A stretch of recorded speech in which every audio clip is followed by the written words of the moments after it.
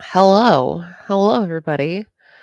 Hopefully, I actually have audio this week. The little bar on my screen is telling me that I do, so I hope that that is true. We don't have a repeat. So, hello, everybody. I'm Amanda Call, and this is my comic page. This is a page from my comic, Age of Night. It is chapter 29, page 9.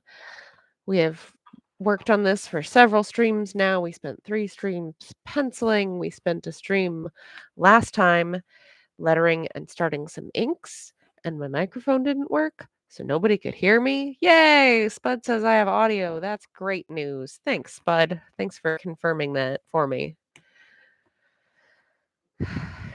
Yeah. All right. So now this week we can continue and you can actually hear me talk. Although this week I'm afraid it is less pleasant to hear me talk because I caught a cold and I sound kind of gross. And I'll try not to cough into the microphone for you. But anyway, we're going to continue inking. I'm using my Speedball Super Black India ink. I'm going to be using the G nib. Oh, that's kind of crusty. I should probably clean that, but yeah. On a nice Tachikawa wooden nib holder. I love these things. They're so nice.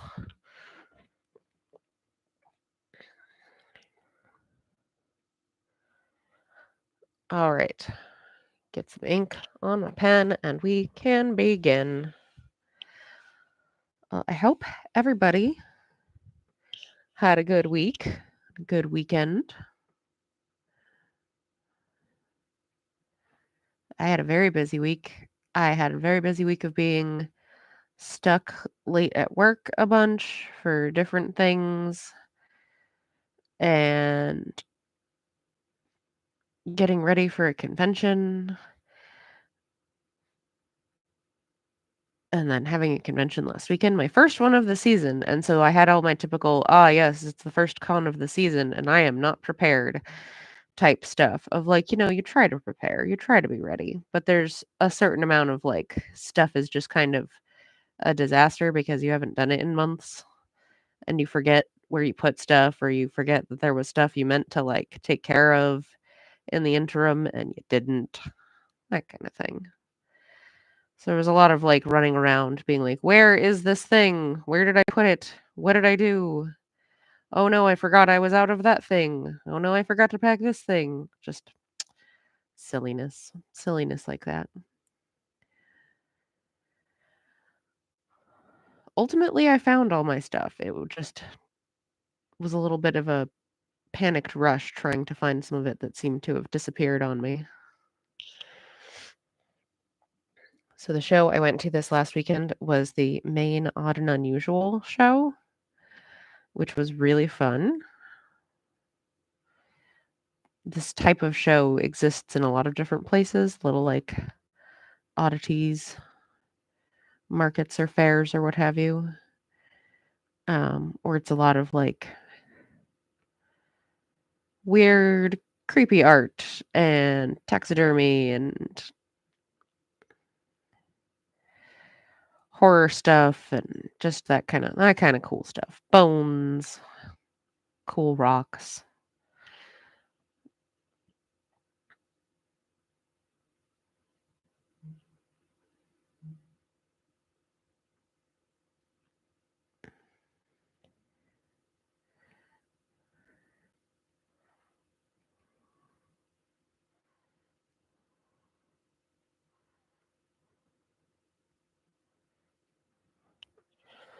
Hey, someone saying, thanks for joining me.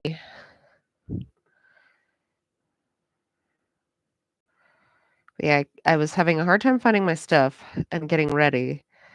And I was like panicking because I had a print order that I had ordered like earlier in the week. I should have ordered it earlier than I did, but it was still with a couple of days left. Okay. I send this order to my local-ish. There's nothing local to where I live other than like deer and moose and like squirrels.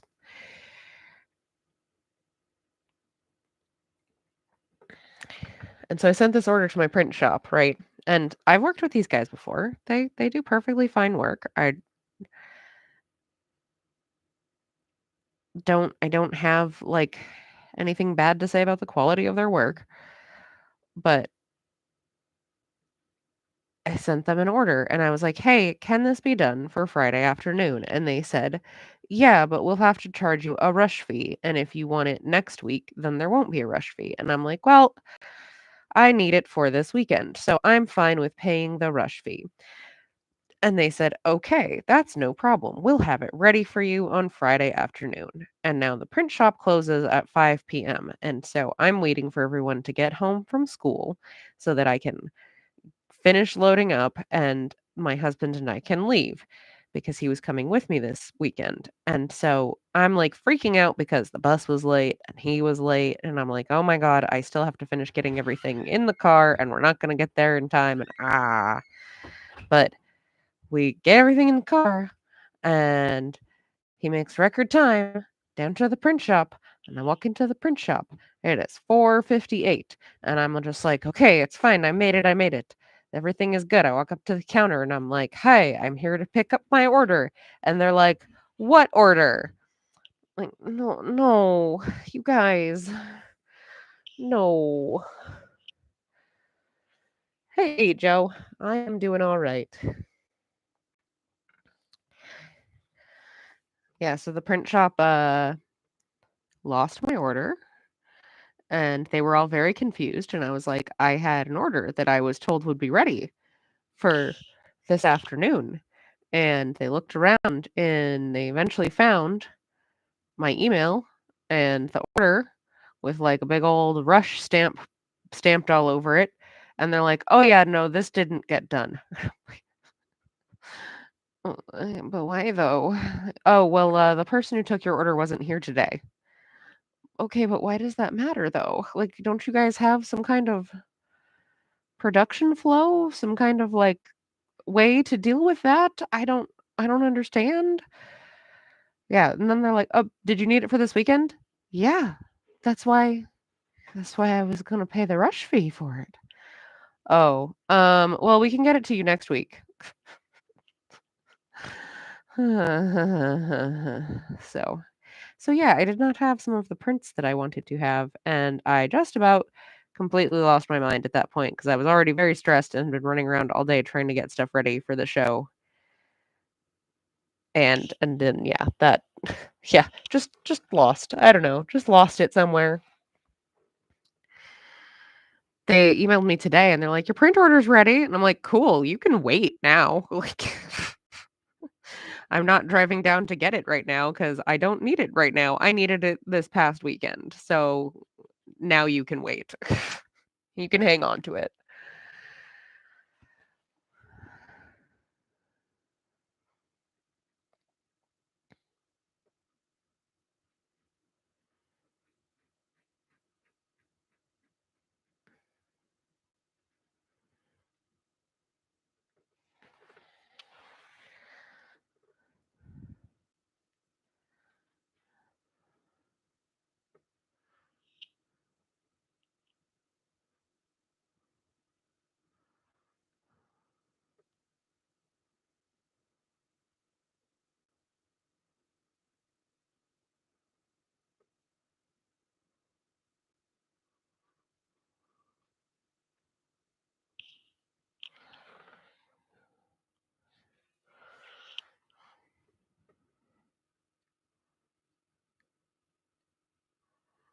I'm still just super unclear on like how their production works that like a rush order can just disappear. Like, you guys, what is happening here?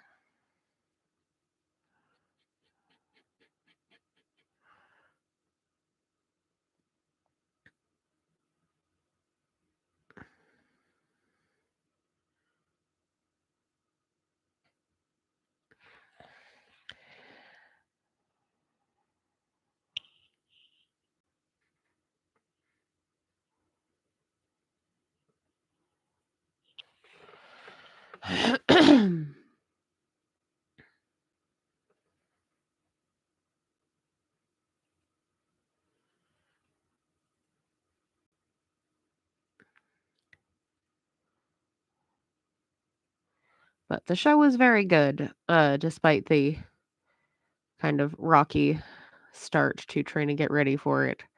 Oh, yeah, and also I was trying to print some new mini comics, and my printer died, and it's like it's fixable because I was trying to print some stuff on my LaserJet, and it came out with this great big, like, white stripes across it, and I looked it up, and I'm like, "Why does my LaserJet have a bunch of white stripes? What is happening?" And they're like the internet was like, "Your drum is bad, and you need to replace it," and I was like, "Sweet." I mean, that tracks since I have not replaced the drum on this machine yet, so I get it. So I have to order one of those, but it was just like, "Okay, well, this is fixable, but not, today," and I needed it, today, so, oh well, that was something else I wasn't able to have with me because that's just, again, what happens when you're getting ready for the first show of the season. Your printer dies, because why wouldn't it? Why would it do that at any other time than when you're trying to get ready?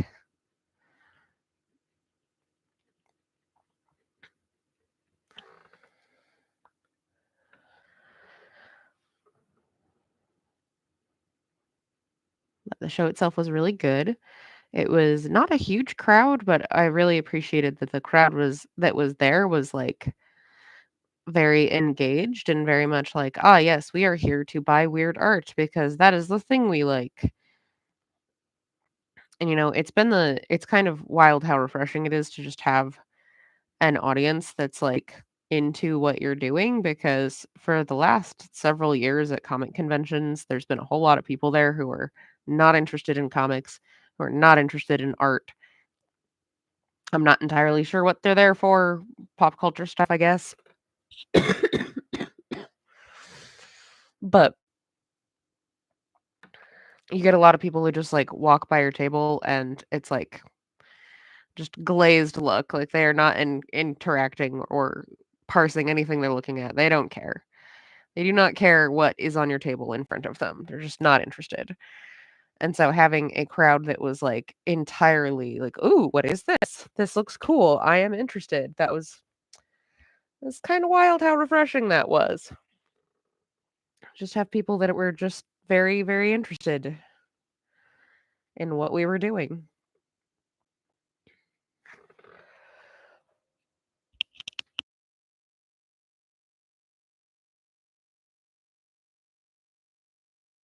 Spud says that crevice in the rocks is almost a character itself, right? It's all spooky.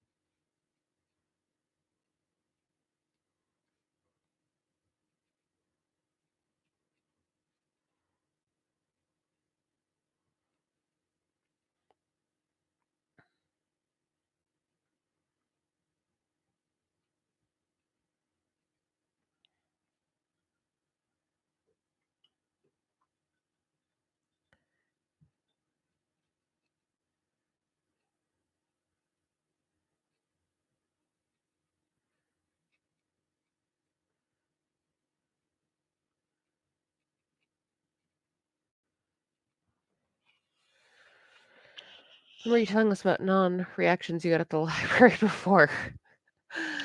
It would be nice if they would exercise some more charm. It would be. I actually had a very nice conversation with the organizer of that library show because he was also at the oddities show because his book that he writes is about like cryptids.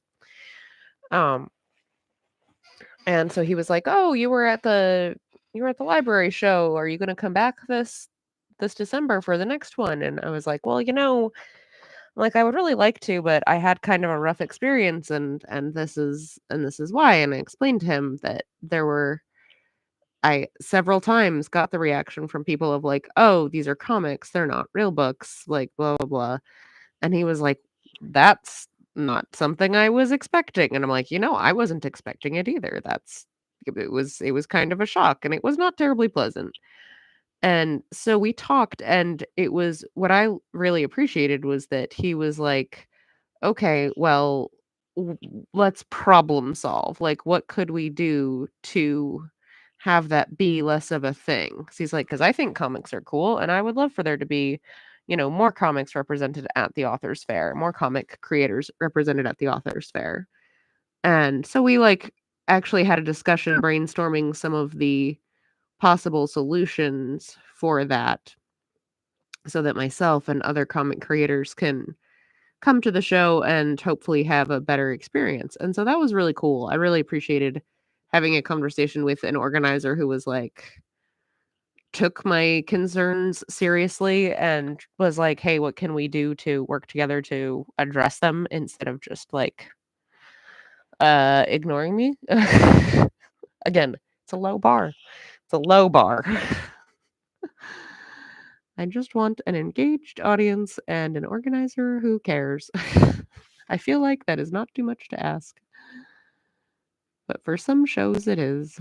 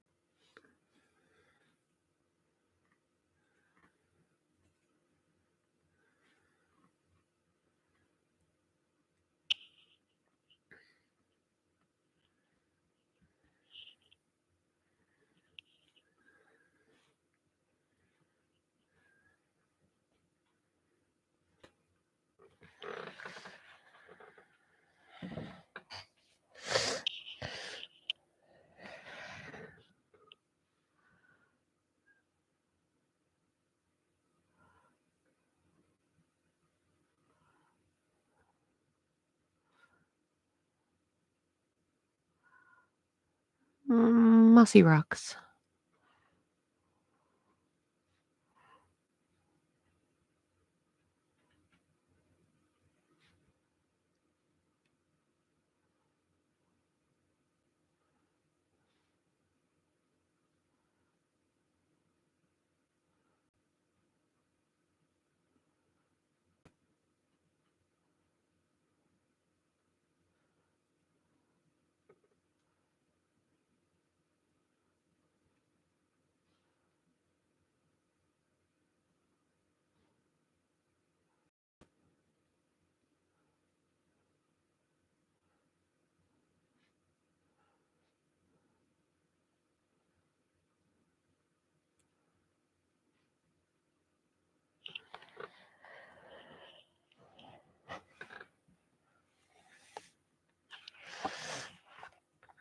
Okay, there's a bunch of areas on here that are kind of wet right now. I'm gonna give those a second and do some of the drafting tool inking in some of the lower panels for a moment. Hopefully we've got a spear here that needs some straight edge.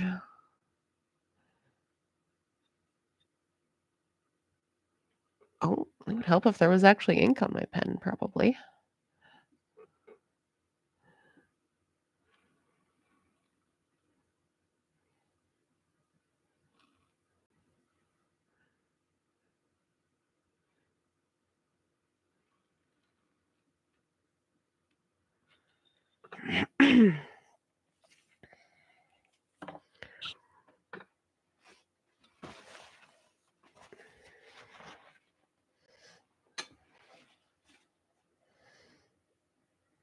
Now where is I had it.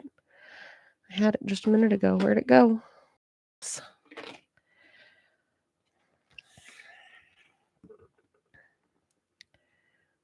Get some of these curves.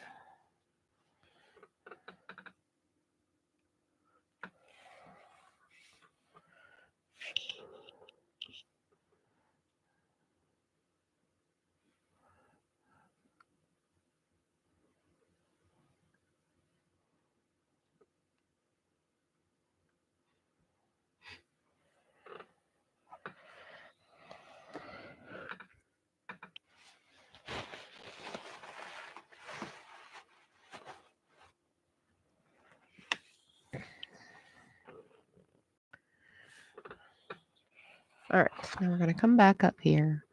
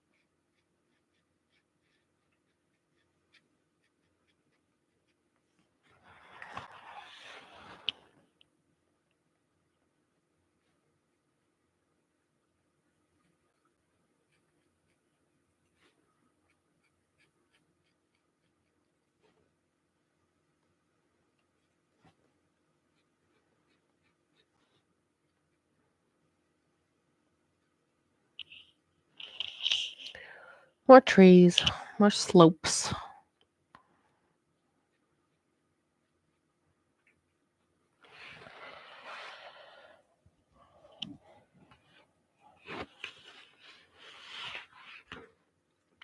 All right. It's like there's so many layers to this particular scene. Trying to figure out where to attack it from next.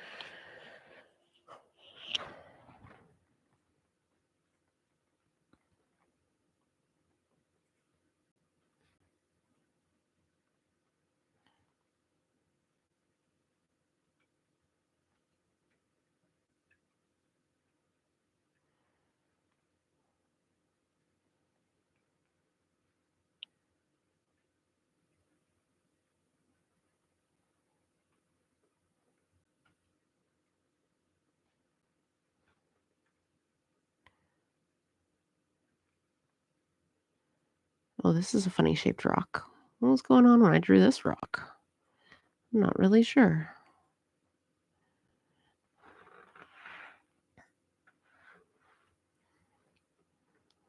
What do we got going on here?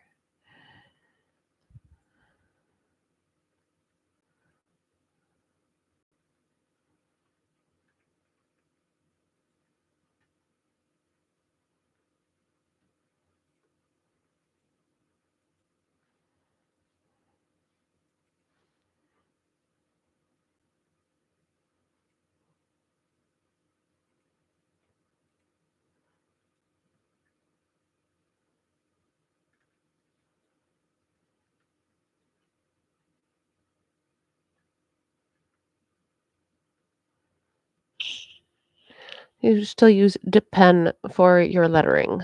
Yes, I do. I use a school nib. That's this one. Doo, doo, doo, doo, doo, doo. Yes, I use the school nib. It's nice and stiff. So, like, that's me applying a fair amount of pressure on it and not getting, like, much of any kinda bend in that nib, which means that you get a really nice consistent width on your letters.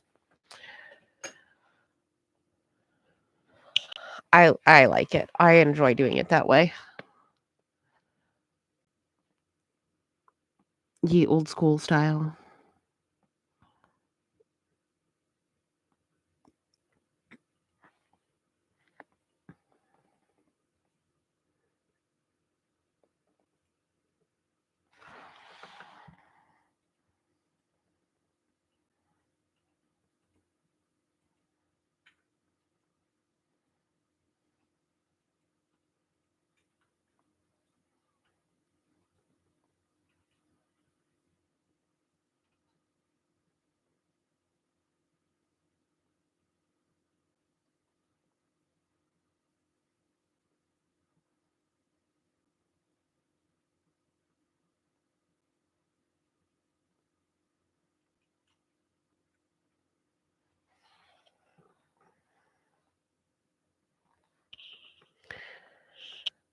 Thanks, yeah. I enjoy doing it that way.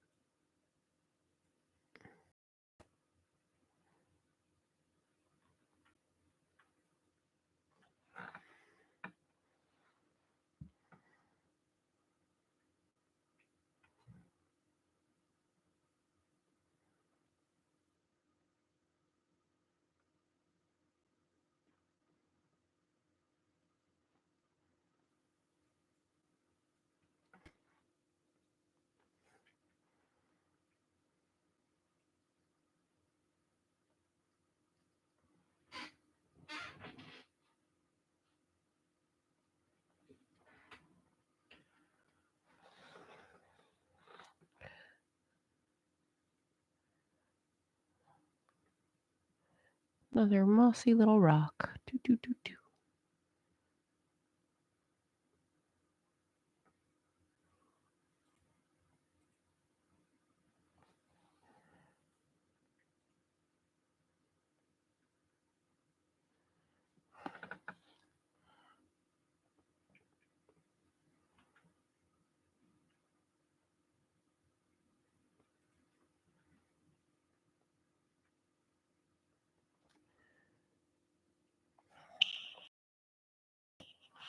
Oh, let's get that tree in frame while I work on it. That would be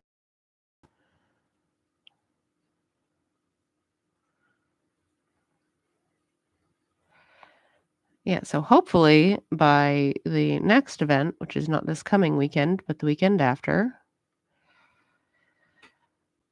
I will have some of the stuff I meant to have for this past weekend,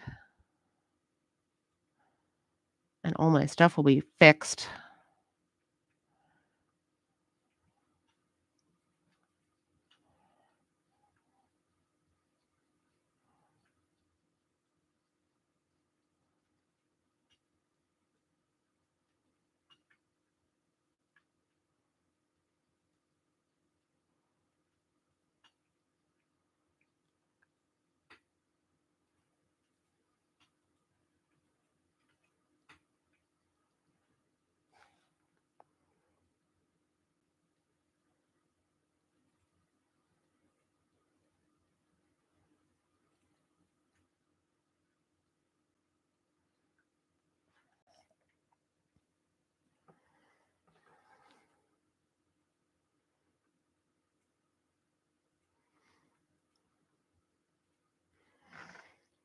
because this coming weekend, I do not have an event, but the weekend after that, I have Galacticon in Brewer, Maine, which I'm looking forward to.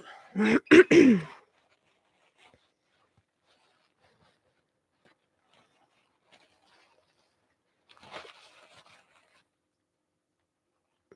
you using the same printer? Do you have much choice where you live? I don't have a lot of choice. There's like a couple other print shops in Bangor, but like not not many. Um,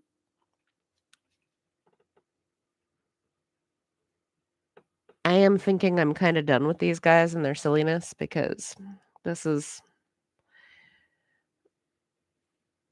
this was just kind of not really an acceptable situation. So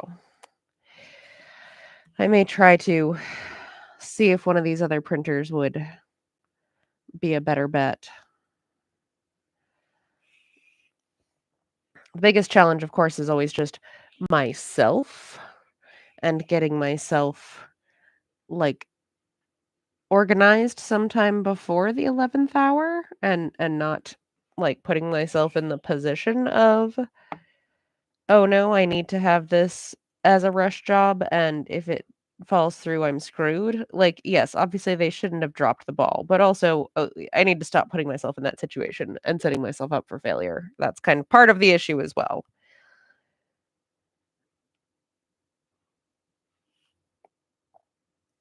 And I can admit that. I can admit that I was part of the problem here. Not the whole problem. They were definitely part of the problem too. But I was part of the problem.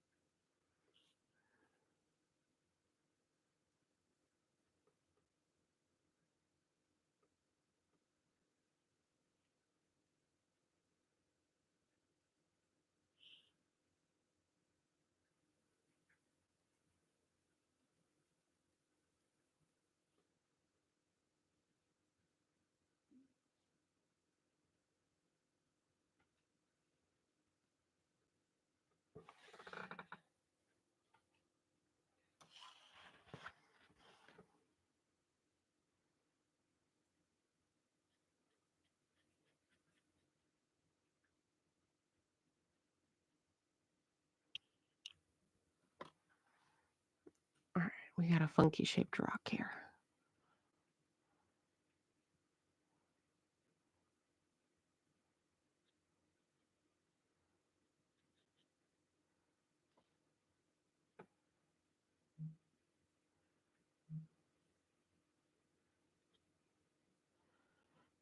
Oh, and since many of you saw them as they were growing up and living in the studio here, I want to let you know that I rehomed 5 of the chicks today. Someone came and bought some, which is good because they're basically just almost fully grown chickens at this point, and there are way too many of them.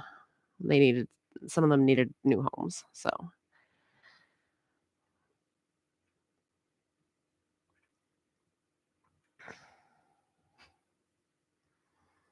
person who came and got them was very happy and is gonna give them a nice home.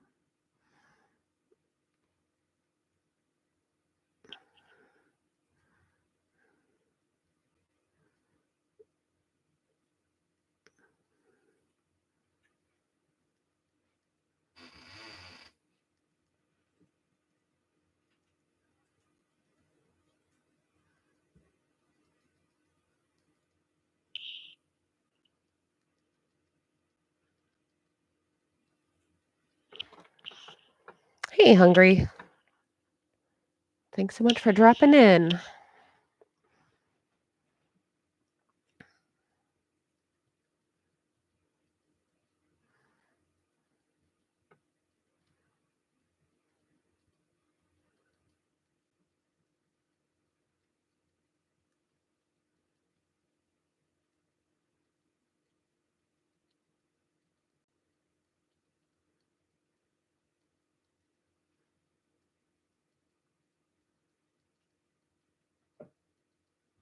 More little dots. Yay. Yeah. I'm happy that they're getting good homes.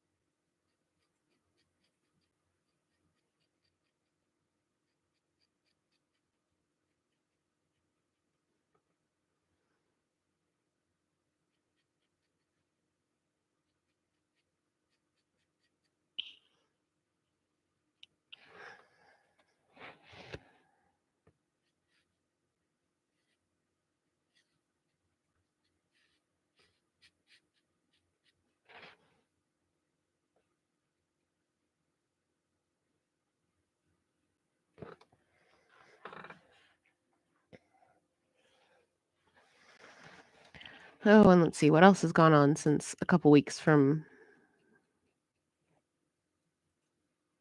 ago, since the last time I was actually able to speak to you guys.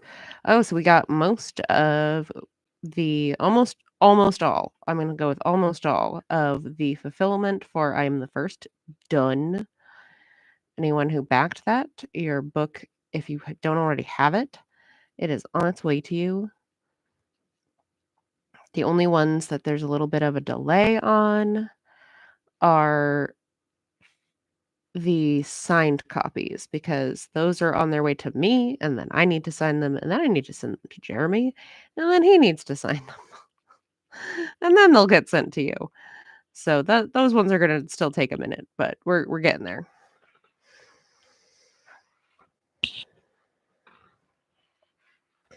Because that process just had to go and be kind of convoluted.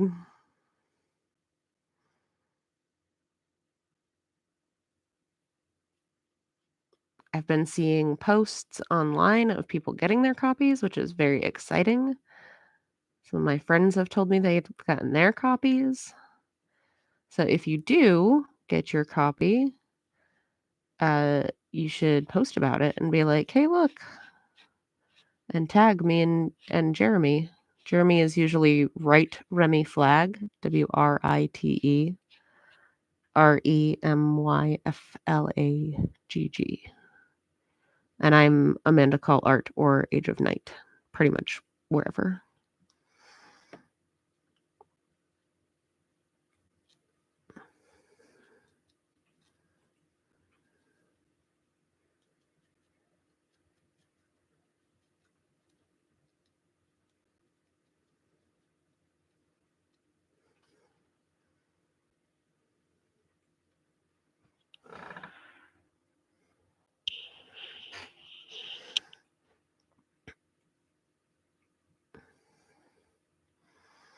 But that's very exciting because that means that I'll be able to start selling the full volumes, which is very cool.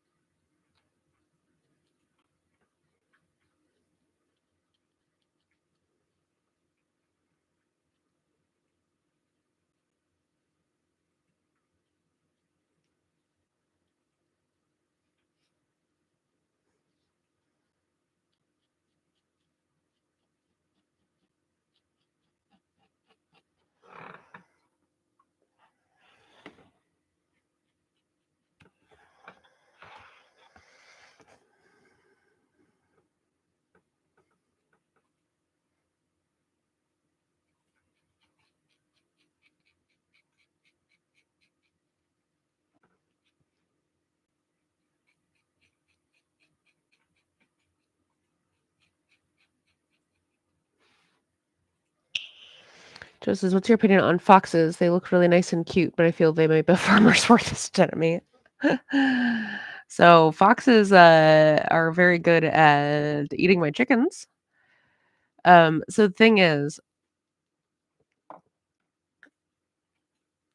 I have had foxes as neighbors that I don't mind at all because one thing that foxes, like as the little predators that they are, they're really good at keeping down rodent populations. So they're really good at like eating a bunch of squirrels and chipmunks and mice, which are all incredibly destructive, difficult animals to be dealing with if you are raising animals or trying to raise vegetables or anything like that. So they can be super helpful in that way. The only thing is that they also will eat chickens. And if you're lucky and you get a fox that knows what's good for it, it will mostly not bother your chickens because it knows that it's not worth it to deal with you, the human that they are afraid of. And as I've said before, when trying to explain the fox situation to people when I've had them in the past, like I live in the woods, I'm gonna have foxes. It's kind of inevitable.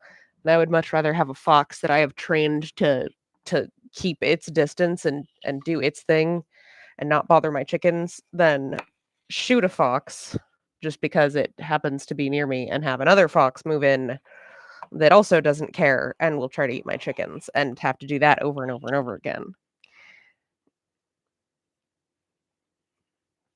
And so I've generally just tried to deter foxes from getting too comfortable, like coming in the yard.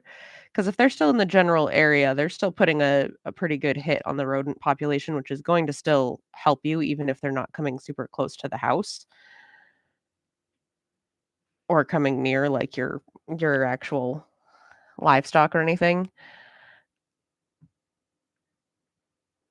And some of the ways that we have worked with deterrence is obviously the easiest one is having a dog. If you have a dog in the yard, then the fox does not wanna deal with the dog because the dog chases the fox around and goes, "Bork, bork, bork, bork, bork." We had issues with that when our last dog was getting really old, and she couldn't be bothered to chase the fox, and the fox would be in the yard, and she would just, like, look up from her nap and be like, "No, I don't care," and go back to sleep. That's when we started having fox problems.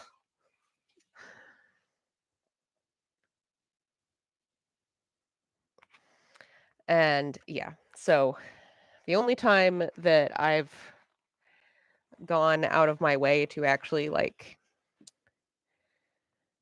remove a fox that was on our property instead of just trying to, like, find a good balance with it is, we had one that got way, way too comfortable coming in the yard, and it was, like, coming in the yard and hanging around when the kids were outside playing, and that was just like, "Nope, this is not safe anymore." Like, I this is not safe because even if, like even though, like, yeah, a fox that's healthy would probably not ever attack the kids, but because it's so used to being around people, you wouldn't necessarily know the change in behavior if it did catch rabies or something and then was going to attack people, because it's just not good. Not a good situation. That was the only fox that I was like, "Okay, that fox needs to go."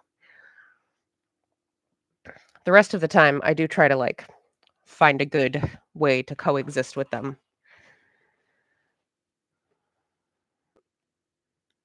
Because, yeah, the benefits of having them keep the rodent population under control is pretty great, and they are. They're very cute.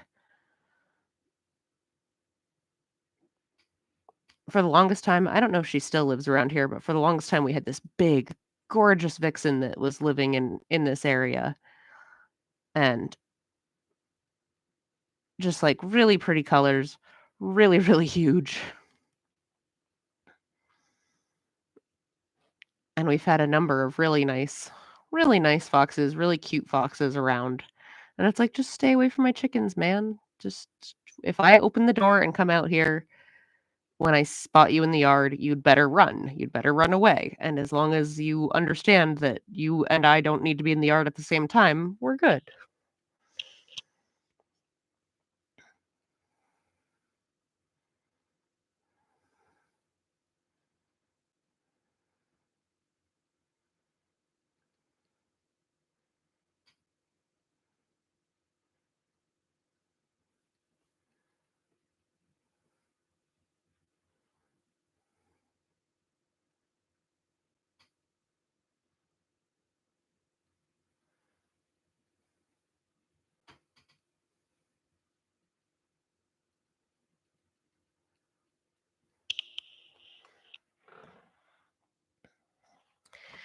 Goodness, this big scenic image up here is taking forever. It took forever to draw. It's taking forever to ink. These things just take a while.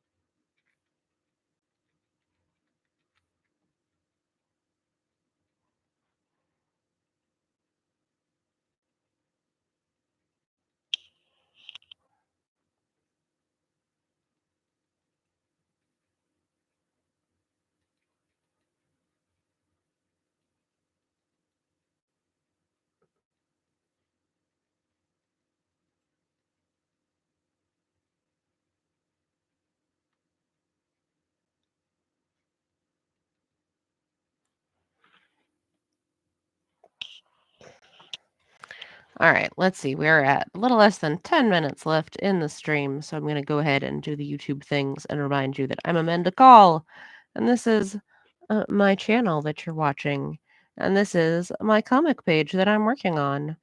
I do these art streams just about every Tuesday at 8 p.m. Eastern.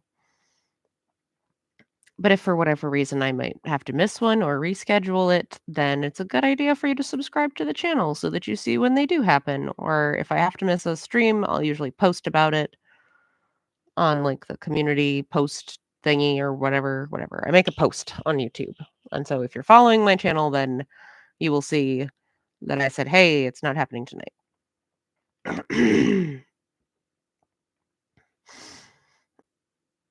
The comic that I am working on this stream is my webcomic, Age of Night, which you can read at ageofnight.com. That's AGEOFNIGHT.com.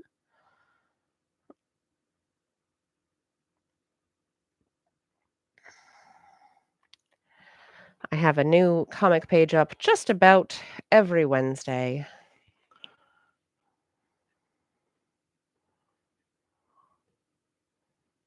And you can read the whole thing online for free. But if you would like to help support me in making comics, there's several ways you can do that. I have a Patreon, patreon.com/ageofnight. I have a Ko-fi, whatever you want to call it, shop where you can do a one-time tip or you can buy some different items from me. I've got a bunch of different stuff available for sale there, everything from mini comics to stickers to prints. I also sell copies of Age of Night. The first 3 volumes are available on Amazon, the various drive-through sites. So that's Drive-Thru Comics, Drive-Thru Fiction, and Drive-Thru RPG, and skirmisher.com.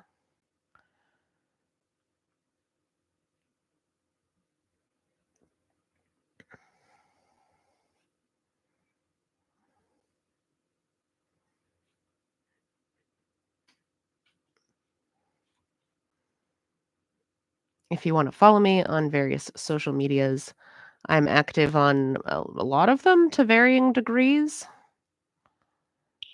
You will be looking for either Amanda Call Art or Age of Night. That is my handle on pretty much all of them.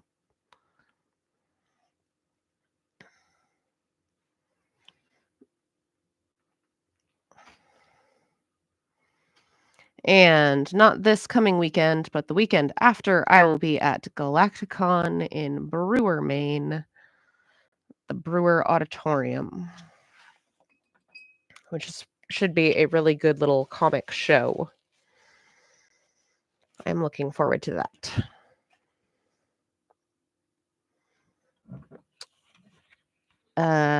And after that, like the following weekend after that, the 15th, I'll be doing the first Maine Micro Artisans Night Market at the Bangor waterfront. I'm looking forward to that too. That should be really fun.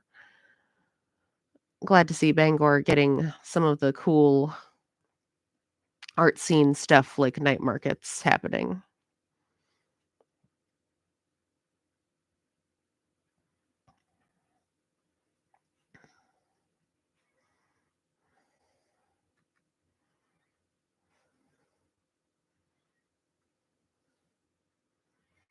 I'm just going to finish this rock, and then I think that's going to do it for this evening.